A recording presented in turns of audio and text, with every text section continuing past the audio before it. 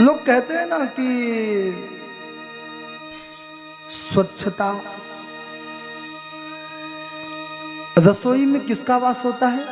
जानकी जी का, सीता जी का।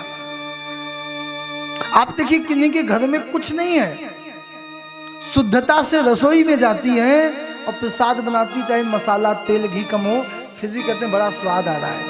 और कभी कभी सब्जी में तेल घूमता है, फिर भी कहते हैं स्वाद ही नहीं आता है। भोजन का मतलब क्या है? जब माताओं रसोई में जाए ना, तो कम से कम रसोई को नमस्कार करना चाहिए कि हे जगदम्बा, मैं रसोई में जा रही हूं।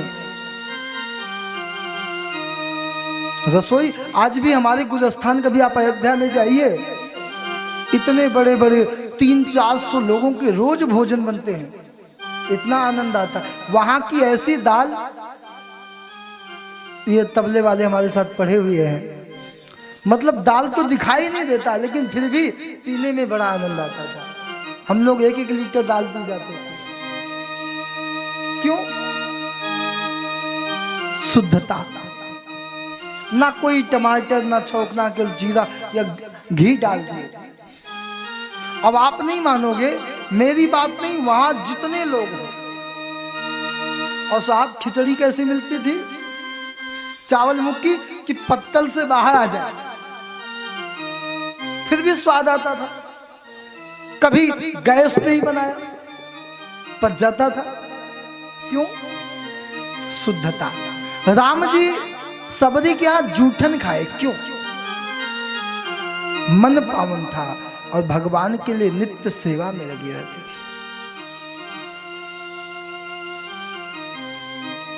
एक बात कह करके मैं आगे विवाह पे चलूंगा। एक बार कोई गुरु अपने शिष्य के यहाँ है, तो चेले ने ब्याज के पैसे का खीर बनाया, मालपुआ, गुरु जी को, और पैसे के बिस्तर पे सुलाया। नीचे 1000-1000, 500-500 के नोट, ऊपर से चद्दर। फिर गुरु जी से कहा आप लक्ष्मी के ऊपर सोइए। लेकिन गुरु जी की बुद्धि खराब है, सोचे इतने पैसे में से, हर एक गड्डी में से एक नोट निकाल ले तो क्या पता लगे। अच्छा नई नोट हो, वो तो बहुत कम लोग जान, जो नियमित हाथ में रखते हैं वो समझेंगे इसमें से निकला है, नया आदमी तो समझ ही नहीं पाएगा। तो सोचा सारी नोटों में से यदि गड्डियों में से एक एक निकाल लूं तो इसे क्या पता लगेगा। गुरुजी सोए नहीं कि पैसे निकालते रहे, और सुबह रात 3 बजे ही चले गए। लेकिन चेला भी पक्का था पैसे वाला, देख लिया पैसे तो गायब है। सोचा गुरुजी चोरी कहाँ कर सकते हैं, नौकरों को बुलाया, नौकरों की पिटाई किया साहब, मारने लगा। नौकर बोले दाता मेरे मालिक हमने नहीं लिया है। बोले नहीं तुम ही नहीं लिया है। लेकिन इधर गुरुजी जब गए, उनकी बुद्धि बदली, भजन किए। जब वो ब्याज का पैसा निकला, तब याद आया मैंने क्या किया, चोरी किया। चेले के पास आए, कहा ये बताओ तुमने जो खीर खिलाया था वो किस पैसे का था? बोले साहब ब्याज के पैसे का।